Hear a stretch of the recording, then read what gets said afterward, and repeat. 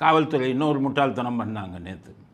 அதாவது அந்த சீமான் வீட்டில் இருந்த அந்த செக்யூரிட்டி அவரை கூப்பிட்டு கைது பண்ணி கொண்டு போனாங்க.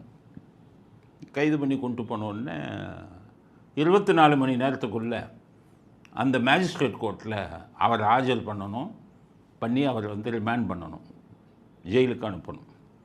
அதனால் இவங்க என்ன பண்ணுவாங்கன்னு கேட்டிங்கன்னா, வர்ற அக்யூஸ்ட் குற்றம் சாட்டப்பட்டவருக்கு வழக்கறிஞர் இருக்கணும். போலீஸ் என்ன பண்ணுவான்னா, கோர்ட்டுக்கு எப்போ வரேன், எத்தனை மணிக்கு வரேன், கோர்ட்டுக்கு கொண்டு வருவானா, மேஜிஸ்ட்ரேட் வீட்டுக்கு கொண்டு வருவானா, எதையுமே சொல்ல மாட்டான். இது ஒரு அயோக்கியத்தனம். பார்த்தீங்கன்னா சுப்ரீம் கோர்ட் என்ன சொல்கிறாங்க, ஒருத்தரை கைது பண்ணிங்கன்னா அவருக்கு வழக்கறிஞரை வச்சுக்கிறதுக்கு அனுமதி கொடுக்கணும். இல்லைன்னா அது கைது இதை மீறுற மாதிரி கண்டெம்ட் ஆஃப் கோர்ட்டு போலீஸ் மேலே போடலாம். இவன் பூரா என்ன பண்ணுவான், கைது பண்ணுறவங்களை மறைச்சி வச்சு நைட்டு 2 மணிக்கு கொண்டு வருவான். 2 மணி வரை வழக்கறிஞர் இங்கே இருக்க மாட்டாங்கல்ல, பிடிச்சி உள்ளே தள்ளிடலாம். இப்படி ஒரு அத்துமீறல் ரொம்ப நாளாக நடந்துக்கிட்டு இருக்குது. ஸோ இதனால் என்ன பண்ணுவாங்கன்னா, வழக்கறிஞர்கள் மேஜிஸ்ட்ரேட் கோர்ட்லேயே இருப்பாங்க, மேஜிஸ்ட்ரேட் வீட்டில் 4 பேர் இருப்பாங்க.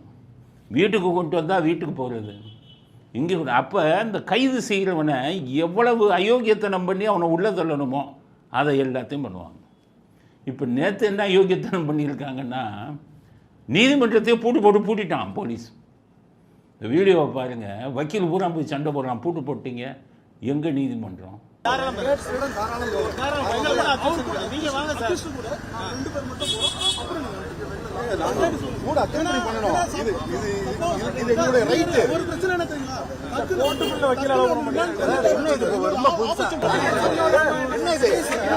இதே ஒரு போலீஸ் ஸ்டேஷனை 10 வக்கீல் சேர்ந்து பூட்டிட்டு வந்தானா விடுவீங்களா? நீதிமன்றத்தை பூட்டு போகிறதுக்கு உங்களுக்கு யார் எந்த அதிகாரம் கொடுத்தது? முட்டாள்களா, மடையர்களா? யோசிக்கிற சக்தி இல்லையா? ஒரு ஜனநாயக நாட்டில் சட்டத்துக்கு எதிராக நீங்கள் பண்ணலாமா? இதே இப்போ சீமான் அந்த செக்யூரிட்டி உங்கள் சார்பில் உச்ச நீதிமன்றத்தில் கண்டெம்ட் ஆஃப் கோர்ட் அவமதிப்பு, உச்ச நீதிமன்றம் கைது செய்யப்படும் போது அவர்களுக்குரிய வழக்கறிஞர்களை கொடுக்கறதுக்கு வாய்ப்பு கொடுக்கணுங்கிறத மீறி இருக்காங்க அப்படின்னு எல்லா காவல்துறை அதிகாரிகள் மீதும் கண்டெம்ட் ஆஃப் கோர்ட் அவமதிப்பு வழக்கு போடணும் சுப்ரீம் கோர்ட்டில். அப்போ தான் திருந்துவாங்க. ஒருத்தனை கூட்டிகிட்டு போகிறீங்க, அவன் சார்பில் ஒரு வழக்கறிஞர் சார்புகிட்ட சொல்ல வேணாமா? அப்படியே மறைச்சி கொண்டு போய் நேற்று நைட்டு 2 மணிக்கு உள்ள தள்ளிட்டாங்க. 4-5 செக்ஷனில் கேஸை போட்டு உள்ள தள்ளிட்டாங்க. ஸோ இது ஒரு அத்துமீறல், சாதாரண பிரச்சனை. சம்மணம் கொடுக்குறதுல குழப்பி, அடுத்தது ரிமாண்ட் பண்ணுறதுல குழப்பி, நீங்கள்லாம் போலீஸுக்கே லாயக்கு இல்லை. ஐபிஎஸ்லேருந்து எல்லாத்தையுமே சொல்கிறேன். சின்ன பிரச்சனையை ஊதி நீங்களே பெருசாக்கி, இப்போ நாளைக்கு சீமான் போகிறார், நாளைக்கு இல்லை இன்னைக்கு வலசரவாக்கம் போலீஸ் ஸ்டேஷனுக்கு ஒரு பெரிய கூட்டத்தை கூட்டிகிட்டு, இதெல்லாம் தேவையாகும் போலீஸுக்கு? நீங்கள் பிரச்சனை பண்ணதுனால அவங்க கூட்டத்தை கூட்டுறாங்க, பொதுமக்களுக்கு தான் அவரி. இன்றைக்கி டிராஃபிக் பார்த்திங்கன்னா இந்த இடம்லாம் யாரும் போக முடியாது. தேவையில்லாமல் பிரச்சனையாக்கி இப்போ போயிருக்காங்க, போகிறார். இதுக்கிடையில் பல பேர் என்கிட்ட கேட்டாங்க, சீமான் கைது செய்யப்படுவாரான்னு. அதெல்லாம் கைது செய்ய முடியாது. ஏன் முடியாதுன்னா, இவங்க கொடுத்த notice 41A CRPC notice. 41A CRPC notice எப்போ கொடுப்பாங்கன்னா, கைது செய்ய தேவையில்லை, வெறும் விசாரணை மட்டும் இருந்தால் போதும்னா 41A கொடுப்பாங்க. இப்போ 41A தான் சீமானு கொடுத்ததா சொல்கிறாங்க. அப்படி பார்த்தீங்கன்னா சீமானை அரெஸ்ட் பண்ண முடியாது. அது மட்டும் இல்லை, உயர்நீதிமன்றம் என்ன சொல்லியிருக்கு, 3 மாதத்துக்குள்ளே விசாரித்து ரிப்போர்ட்டை கொடுன்னு தான் சொல்லியிருக்கு. அதனால் 3 மாதத்தில் விசாரித்து உங்கள் ரிப்போர்ட்டை இதுக்கு எனக்கு அனுப்பணும் உயர்நீதிமன்றம் அப்புறம் தான் முடிவு பண்ணும் இது வழக்காக எடுக்கலாமா. ஏன்னா விஜயலட்சுமி சொல்ல முடியாதுல்ல, அவங்க காலவாரிடுவாங்க. வழக்கை எடுக்கலாமா, போலீஸ் இது குற்றப்பத்திரிகை தாக்கல் செய்யலாமா அப்படிங்கிற விஷயத்தில் தான் உயர்நீதிமன்றம் தான் முடிவு செய்யும். ஆக ஒரு சின்ன பிரச்சனையை போலீஸே கொளுத்தி போட்டு, அதுதான் பெரிய வேடிக்கையான விஷயம். என்னென்னு கேட்டிங்கன்னா, ஸ்ரீபால்னு ஒரு டிஜிபி இருந்தார். எம்ஜிஆர் பீரியடில் கமிஷனராக 5 வருஷம் இருந்தார். 5 வருஷம் டிஜிபியாக 5 வருஷம் ரெக்கார்ட் பிரேக் போலீஸில். ஏன்னா அந்த கமிஷனர் போஸ்ட்டும் டிஜிபி போஸ்ட்டும் எப்படின்னா, முள் படிக்கல உட்காந்த மாதிரி. இவங்களுக்கு காம்படிட்டார் போட்டியாளர்கள் இவரை கவுத்திட்டு அந்த போஸ்ட்டுக்கு வர்றதுக்கு இப்போ சிஎம்க்கு ரெக்கமெண்டேஷனாக கொடுத்துக்கிட்டு இருப்பாங்க. அதில் உட்காரவே முடியாது. 1 வருஷம் 2 வருஷத்தில் தூக்கிடுவான். பிரச்சனை வரும். இல்லைன்னா உங்களுடைய போட்டியாளர் வந்து தூக்கிடுவான் ஐபிஎஸ். அப்படி இருக்கும்போது இந்த ஸ்ரீபால் அப்படிங்கிறவர் மட்டும் எம்ஜிஆர் இருக்கும்போது 5 வருஷம் கமிஷனராகவே இருந்தார். அதுக்கப்புறம் எம்ஜிஆருக்கு அப்புறம் ஜெயலலிதா வந்தாங்க. அப்போ 5 வருஷம் டிஜிபியாக இருந்தார். பெரிய சாதனை. அவர் ஏன் அப்படி டிஜிபியாக இருந்தார்? இந்த கமிஷனராக இருக்கிறவங்க டிஜிபியாக எல்லாம் தெரிஞ்சுக்கணும். அதுக்கு தான் சொல்கிறேன். ஐபிஎஸ் ஆளுங்களுக்கு எல்லாம் சொல்கிறேன், புரிஞ்சுக்கோங்க. உங்கள் முன்னோர்கள் வந்து டிஜிபியாக இருந்து ஐபிஎஸ் எப்படி இருந்தாங்க. அந்த ஸ்ரீபால் என்ன பண்ணுவார், பிரச்சனையை அப்படியே ஒன்றும் இல்லாமல் பண்ணிடுவார். வெளியிலேயே தெரியாது. இப்போ இந்தவங்களை பிடிச்சாங்கல்ல அரெஸ்ட் பண்ணுறதுக்கு, சம்மன் கொடுக்குறதுக்கு, அவர் இருக்கும்போது ஒரு பிரச்சனை வந்தது. ஒரு பொலிட்டிக்கல் அரசியலில் பெரியார், அவருக்கு சம்மன் கொடுக்கணும், அவர் கமிஷனர். அப்போ ஸ்ரீபால் என்ன பண்ணார், அவங்கள கூப்பிட்டு, அந்த துணை கமிஷனரை கூப்பிட்டு, யோ அரசியலில் பெரியார், அவங்க திமிராக தான் நடப்பாங்க, அவங்களுக்கு கொஞ்சம் செல்வாக்கு இருக்குது மக்கள்கிட்ட, நம்ம தான் பிரச்சனை இல்லாமல் அதை சால்வ் பண்ணணும். நீ சம்மன் மற்ற ஆளுக்கு மாதிரி போய் அவங்க கொடுக்க முடியாது. அவங்க கொஞ்சம் திமிரு இருக்கும், கோபம் இருக்கும், நம்ம தான் சமாளிக்கணும். போலீஸ்காரன் அனுப்பாத, கீழே இருக்கிற போலீஸ்காரன், டெபுட்டி கமிஷனர், துணை கமிஷனர், நீயே ஃபோனில் பேசு, சார் இந்த மாதிரி ஒரு சம்மன் கொடுக்கணும், கோர்ட் விஷயம் சார் அப்படின்னு சொல்லுங்க, அவங்க ஒத்துக்குவாங்க யான்னு. கரெக்டாக துணை கமிஷனர் ஃபோன் பண்ணுறாரு அந்த அரசியல் தலைவருக்கு.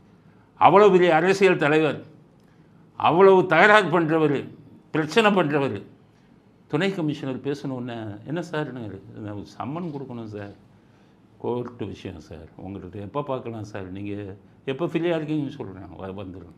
ஐயா நாளைக்கே வாங்க சார், நான் இத்தனை மணிக்கு வாங்க சார், நான் வாங்கிக்கிறேன். போனாங்க, அடிச்சு ஒன்றுமே இல்லை, கையெழுத்து வாங்கிட்டு வந்துட்டேன். இதுதான் போலீஸ். இவன் தான் புத்தியுள்ள போலீஸ்காரன். இன்றைக்கி அந்த புத்தி வந்து இல்லை எந்த ஒரு உயரதிகாரிட்டையும். இவன் போய் சண்டைக்கு போகிறான். இவன் போய் இப்போ இன்றைக்கி சீமானுடைய ஒய்ஃபு சொல்லியிருக்காங்க, என்னென்னா நான் வீட்டுக்குள்ளே தாங்க இருந்தேன், சம்மனை வந்து ஏன்ட்டு கொடுக்க வேண்டியதானாங்க, வீட்டுக்குள்ளேயே வரல, வந்த உடனே கதவுல ஒட்டிட்டு ஓடிட்டாங்கங்கிற. நீ ஒட்டிட்டு நீங்க சம்மன் ஒட்டுறீங்க, சம்மன் யாருக்காக ஒட்டுறீங்க, எங்களுக்கு தானே நீங்க செய்தி கொடுக்குறீங்க. நான் அந்த சம்மனை தம்பியை நான் கிழிக்க சொல்றேன், நான் வெளியே வரதுக்கு தான் இல்லை, நான் கிழிச்சிருப்பேன். நான் பண்ண ஒரே தப்பு அவரை கிழிக்க சொன்னது. நான் வந்து அவரை வந்து கிழிக்க சொன்னேன், எடுத்துக்கொண்டு வந்து என்கிட்ட எடுக்க முடியலன்னு சொன்னார். அதனால தான் கிளிங்க தம்பி கிழிச்சு என்கிட்ட கொண்டு வாங்கன்னு சொன்னேன்.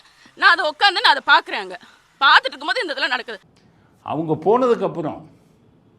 போனதுக்கப்புறம் சம்மனை ஒட்டியிருக்காங்க, அது என்னென்னு கிழிச்சு கொடுப்பா, நான் படிக்கணும்னு ஒன்று சுக்கிட்டு போய் கிழிச்சிட்டு வந்தாங்க. அதை நான் படித்தோம். இதை கிழிச்சிட்டாங்கன்னு நியூஸ் கேள்விப்பட்டு அங்கேருந்து பத்திரிக்கையாளர் எவனோ ஃபோன் பண்ணிட்டான். திருப்பி வந்து தான் அவங்களை அடித்து இழுத்துட்டு போனாங்க, கிழிக்கக்கூடாதுன்னு. இப்போ நம்ம பிரச்சனை என்னென்னா, சட்ட பிரச்சனை வந்துடுது. என்னென்னா சம்மனை கிழிக்கலாமா, சில மேதாவிகள் வக்கீல்களே என்கிட்ட வந்து சொல்கிறாங்க, சார் இந்த வழக்கறிஞர் சொன்னார், எங்கே டிகிரி வாங்கினான்னு தெரியல, இந்த வழக்கறிஞர் சம்மனை கிழிக்கக்கூடாது, ஏன்னா கவர்மெண்ட் டாக்குமெண்ட்டா, மேதாவிகள் கவர்மெண்ட் டாக்குமெண்ட்டும் இல்லை, ஒரு மண்ணாங்கட்டியும் இல்லை. 204 ஐபிசி படித்து பாருங்கள். வழக்கறிஞர்களுக்கும் சொல்கிறேன், மற்றவங்களுக்கு மேதாவிகளுக்கும் சொல்கிறேன். 204 ஐபிசியில் என்ன சொல்லுது தெரியுமா, நீதிமன்றத்தில் தாக்கல் செய்ய வேண்டிய ஆதாரங்களை நீ அளித்தால் அதுதான் 204. சம்மன்கிறது நீதிமன்றத்தில் தாக்கல் செய்ய வேண்டிய ஆதாரம் இல்லை. சம்மன்கிறது விசாரணைக்கு அனுப்புகிற ஒரு டாக்குமெண்ட். அதை நீ கிழிச்சு போட்டு எரிச்சு போட்டாலும் எவனும் ஒன்றும் பண்ண முடியாது. இப்போ 204 போட்டுருப்பான், எஃப்ஐஆர் போட்டு குவாஷ் பண்ணிடலாம். 204 வராது. அந்த 204 என்ன சொல்கிறான், ஆதாரங்களே அளித்தால், அரசு ஆதாரங்களையோ இல்லை எலக்ட்ரானிக்கில் இருக்கக்கூடிய ஆதாரங்களையோ, இப்போ நீங்கள் வாட்ஸ்அப்பில் இருக்குது ஒரு முக்கியமான ஃபோட்டோ இருக்குது, நீங்கள் அழிச்சிட்டிங்கன்னு வைங்க, உங்களை 204 போடலாம். இல்லை வேறு ஏதாச்சும் முக்கியமான பேப்பர் இருக்குது, ஆவணம் இருக்குது, அதை கிழிச்சு போட்டிங்கன்னா 204 போடலாம். சம்மனு வாயா விசாரணைக்கு வான்னு சொல்கிற சம்மனுக்கும் இதுக்கும் ஒத்து வராது. இது வந்து சம்மன் வந்து அந்த டாக்குமெண்ட்டோட சேர. ஆக இதை கிழிச்சு போட்டதுக்கு எந்த முட்டாலும் இது நடவடிக்கை எடுக்க முடியாது. போலீஸும் புரிஞ்சுக்கோங்க, வழக்கறிஞரும் புரிஞ்சுக்கோங்க. இது ஒரு முக்கியமான விஷயம், எல்லாருமே கேட்டுக்கிட்டு இருக்கிற விஷயம். அதுக்கடுத்தது சீமானுக்கே நம்ம சில விளக்கம் சொல்லணும், சட்ட விளக்கம். சீமான் என்ன பண்ணுறாரு, நானையா சமூகத்தோடு தானே போனேன், இந்த வீடியோ பாரு. விருப்பம் இல்லாமல் ஒரு பொண்ணை கடத்திட்டு போய் நீங்கள் வலுக்கட்டாயமாக புணர்ந்தாருன்னா, வன்புணர்வு வச்சாதான் அது குற்றம். நீங்கள் விரும்பி படுத்தா அதுக்கு பேர் என்ன? அதுக்கு பேர் என்ன சொல்லுங்கள். 15 வருஷமா நீங்கள் இங்கே பாருங்கள், 15 வருஷமா நீங்க எல்லாரும் சேர்ந்து என்னையே, என் குடும்பத்தை, என்னை சார்ந்த எல்லாரையும் கற்பழிக்கிறீங்க. அப்படின்னு சொல்கிற சம்மதத்தோடு தானே போனேன் அப்படிங்கிற. ஸோ சீமானே இன்னும் வழக்கை பற்றி புரிஞ்சுக்காங்க. ஏன்னா அவங்க மேலே வழக்கு வந்துடுது, புரிஞ்சுக்காங்க. அவர் என்ன சொல்கிறாரு, பெண்ணோட சம்மதத்தோடு தானே போனேன், என் மேலே எப்படியா கற்பழிப்பு வழக்கு போட முடியும்? 376 ஐபிசியில் என்ன சொல்லுதுன்னா 376 தான் கற்பழிப்பு. அதில் சம்மதமில்லாமல் உறவு வைத்தால் அதுவும் கற்பழிப்பு, திருமணம் செய்து கொள்கிறேன் அப்படின்னு சொல்லிட்டு உறவு வைத்தால் பின்னாடி திருமணம் செய்யலைன்னா அதுவும் கற்பழிப்புன்னு அந்த செக்ஷனில் ஸ்பெசிஃபிக்காக சொல்கிறாங்க.